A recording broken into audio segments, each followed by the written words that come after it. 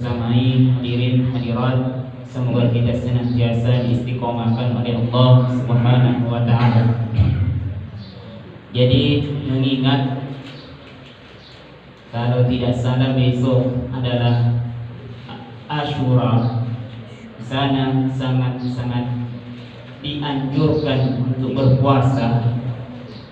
Di sini kami dapatkan ada suatu riwayat, bahkan ada suatu kisah kami dapatkan dalam kitab Lataiful Ma'arif yang dikarang oleh Ibnu Rajab Al-Hambali. Di sini diceritakan bahwa ada seseorang di mana orang ini bernama Fathin bin Syahram. Jadi Fathin bin Syahram ini itu kebiasaannya selalu kasih makan semut. Jadi kalau dia pergi bekerja, dia selalu ambil remah-remah roti.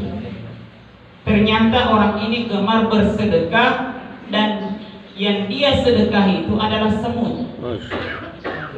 Jadi tiap hari dia kasih sedekah semut. Jadi kalau mau coba-coba ya silakan, kita kasih pula. Yang penting jangan di kasur. Kalau di kasur dikasih, bisa membahayakan. Dan ternyata semut ini adalah termasuk binatang yang dilarang untuk dibunuh. Yang selanjutnya itu ada burung rumput, itu juga dilarang untuk dibunuh. Jadi kesehariannya seperti itu, selalu memberi sedekah kepada semut. Kuntu aqutu lin-nabi al-khubsa kullu yawm. Walamma kana yaumu Asyura lam yaqulu. Tapi ternyata dia perhatikan, pas pada hari Asyura dia berikan, itu semut tidak mau makan itu roti. Berarti pada saat itu semut pun berpuasa pada hari Asyura. Dan perlu kita ketahui bahwa ternyata puasa Asyura ini itu wajib bagi orang muslim sebelum diwajibkannya puasa bulan Ramadan.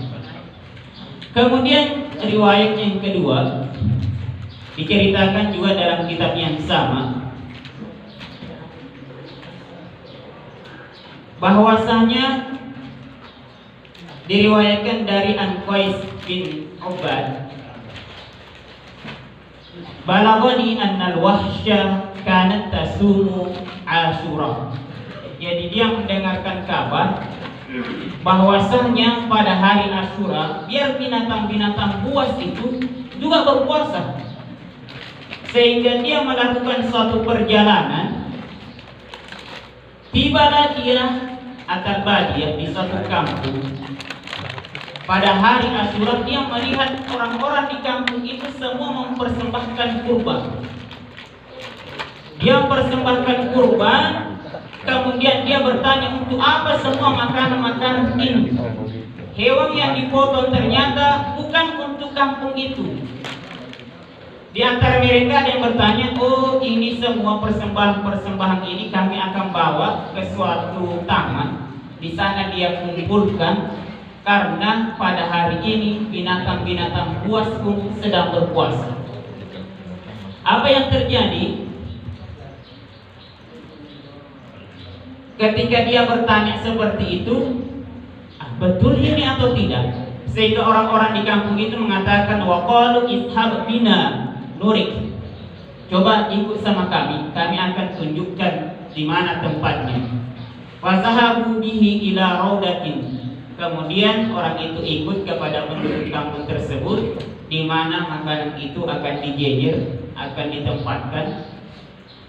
Qal falamma kana ba'dal asri ja'atil wahsh.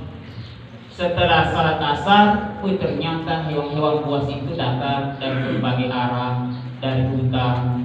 Semuanya berkumpul di taman tersebut yang menjadi tempat persembahan. Tapi yang terjadi, setelah asar, dia tidak langsung makan makanan yang disediakan itu. Semuanya berkumpul, kemudian semua menegadah ke langit, tahu apakah hewan itu sementara berdoa atau tidak. Dan nanti hatta idza ghabat syams asrat jami'an fa'akal.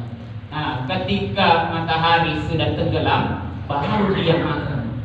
Ternyata hadirin yang dirahmati oleh Allah Subhanahu wa taala, karena ini adalah hari yang mulia, yaitu pada hari Asyura, jangankan manusia, makhluk-makhluk Allah Subhanahu wa taala yang lain pun ikut berpuasa. Bahkan sekali lagi diceritakan di sini, ada suatu kampung antara India dan Cina, Tiongkok itu, Benan Hindi Wasin. Di sana ada burung. Ternyata burung ini hanyalah kayak burung dari perak.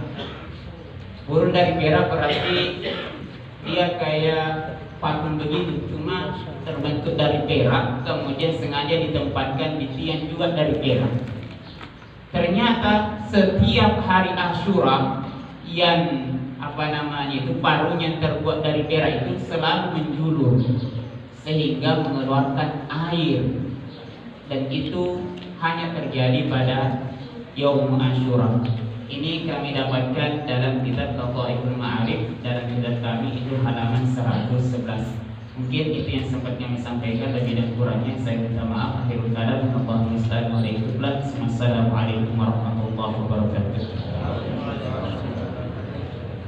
Waalaikumsalam warahmatullahi wabarakatuh. Itulah tadi nasihat agama yang disampaikan oleh guru kita Ustaz Hidayat Rasyid MPI. Kepada beliau kami ucapkan syukur dan khair. Baiklah para jemaah sekalian, mari kita dengarkan tausiah agama yang kedua yang insyaallah akan dibawakan oleh guru kita Ustaz Haji Ahmad Sayyidi MPI. Kepada Ustaz, waktu tempatnya dipersilakan. Sallu ala Nabi Muhammad.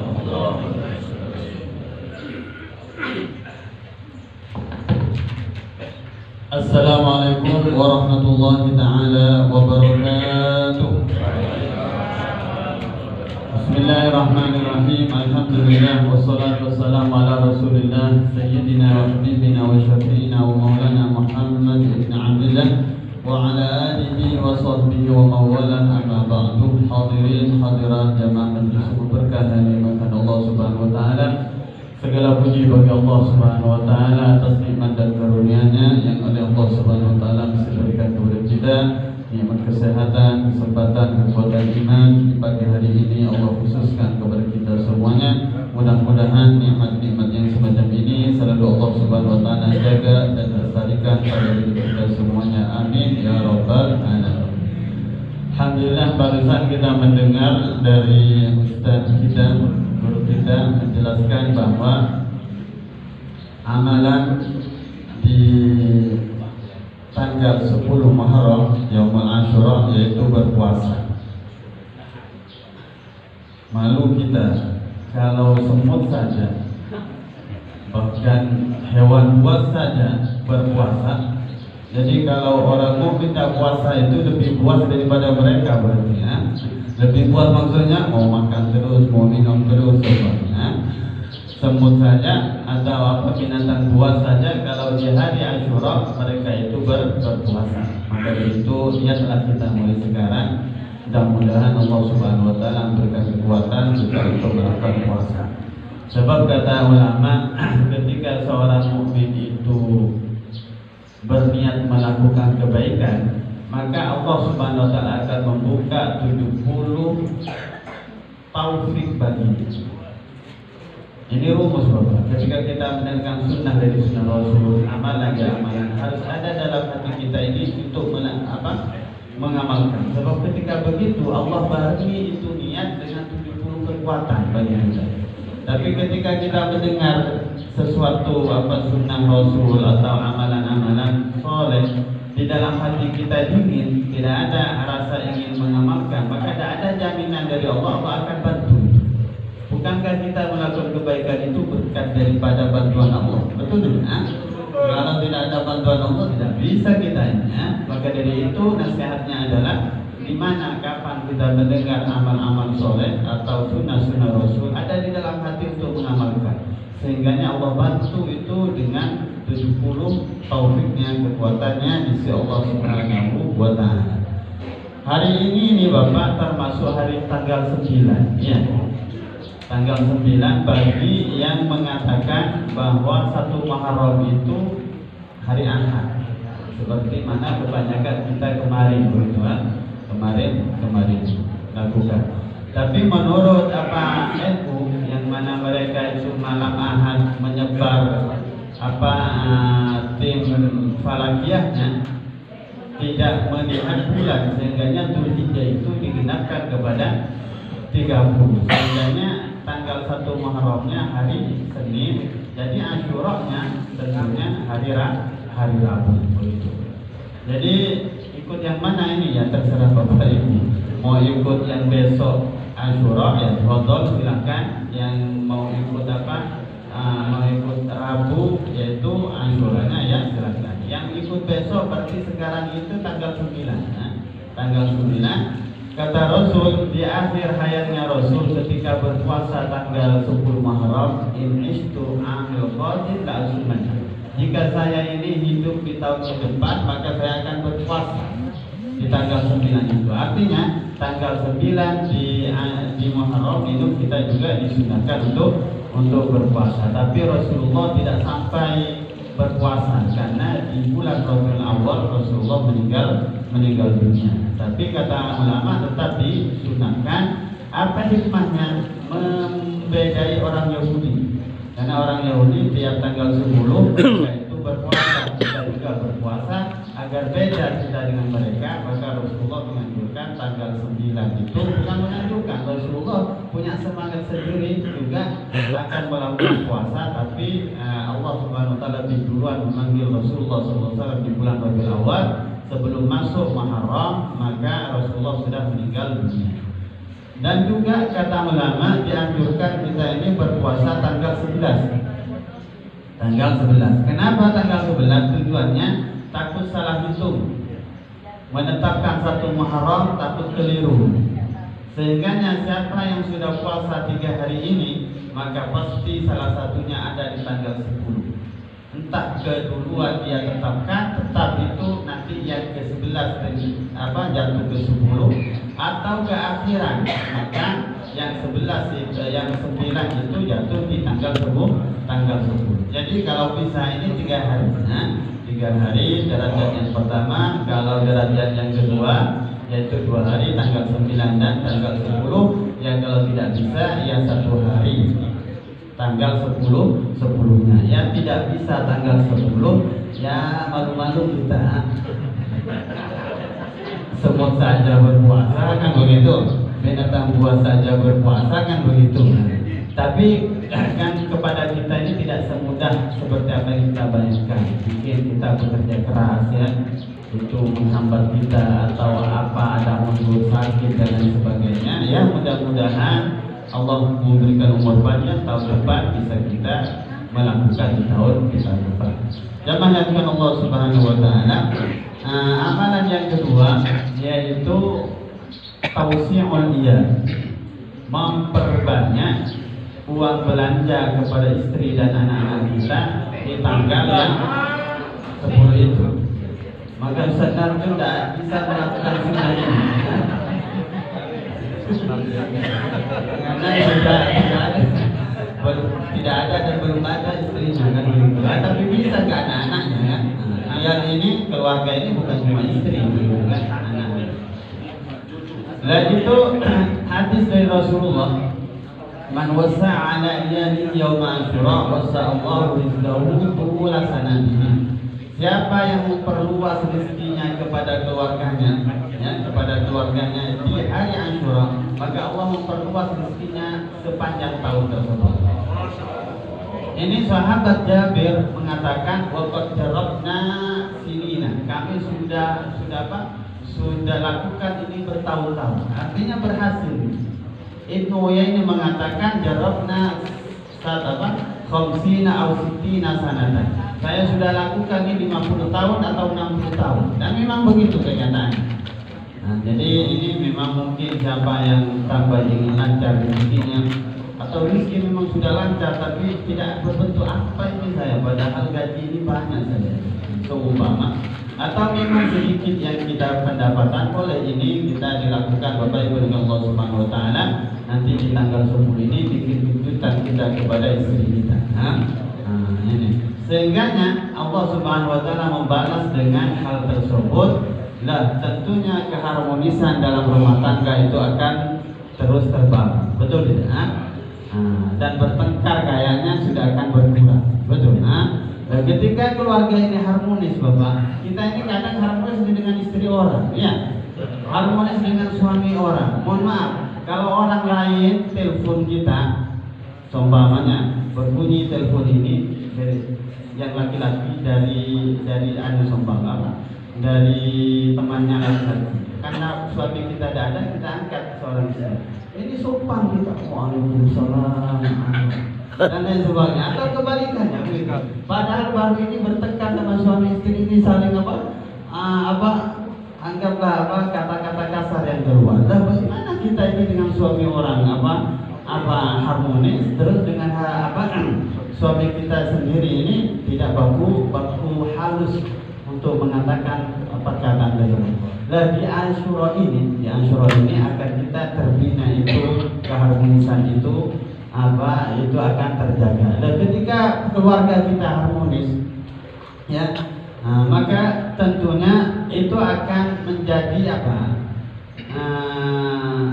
tempat rahmat Allah itu diturunkan. Rumah ini harmonis, rumah itu. Jadi masyarakat kita ini semuanya ini bagus dalam keluarganya, sehingga itu tempat pandangannya Allah Subhanahu Wa Taala untuk menurunkan rahmatnya. Jadi siap-siap bagi suami sekarang untuk menyimpan uang atau yang punya uangnya yang ada di orang, di hutang orang, tagih-tagih memang Pak. Agar nanti kita ada di tanggal 10 ini kita bikin kejutan sama istri. Di antaranya contohnya, sombang. Kalau biasa kita makan ikan saja, nanti tanggal 10 ini daging sombang. Minum air putih saja, air susu sombang dan itu diantara contoh-contoh bagaimana tausimun iyal atau memperbanyak itu belanja kepada istri di hari Asyura itu. Jadi istri-istri siap-siap untuk menerima kejutan dari suaminya. Itu pun yang mempunyai suami ya. Jemaah yang mengandung Allah Subhanahu Wa Taala. Yang ketiga amalannya itu mengusap anak yatim, mengusap kepalanya anak yatim. Nah ini walaupun hadis tidak sahih, yaitu hadis dhaif yang menerangkan ini, perlu kita juga lakukan ini. Nah, apalagi di satu daerah ya, ini dibesarkan acara Asyura ini sampai ada acara khusus, yaitu santunan anak yatim. Kalau yang dimaksud ini bukan cuma mengusap, kalau siapa mengusap bisa semua, kan begitu. Ada keterangan siapa yang mengusap kepalanya anak yatim di hari Asyura itu, maka dosanya diampuni oleh Allah seukuran rambutnya anak tersebut. Siapa yang bisa hitung itu? Sekali lagi bukan cuma mengusap ini adalah mengusap itu lambang daripada kasih sayang, mengundang dari lambang daripada rasa iba kepada anak yatim tersebut. Maka tentunya ada amplopnya mengusap itu, ada berasnya yang dikasih sama, bukan cuma sekedar mengusap begitu. Kalau begitu semua mampu tapi yang maksud ini adalah yaitu memberikan santunan kepada anak. Nah, apalagi kata Rasul, ana wa kafirul yatim fil jannati hakadha. Saya ini beserta orang yang perhatian sama anak yatim seperti ini. Ya, seperti ini. Artinya telunjuk dan jari tengah ini tidak ada pemisah nanti di surga Allah Subhanahu Wa Taala orang yang perhatian sama anak yatim. Yaitu mulai sekarang kita cari-cari tahu tetangga kita siapa yang yatim. Sehingga nanti tanggal 10 ini kita beri santunan satu. Mau yatim, siapa anak yatim itu? Satu adalah anak yang tinggal mati oleh bapaknya. Ya.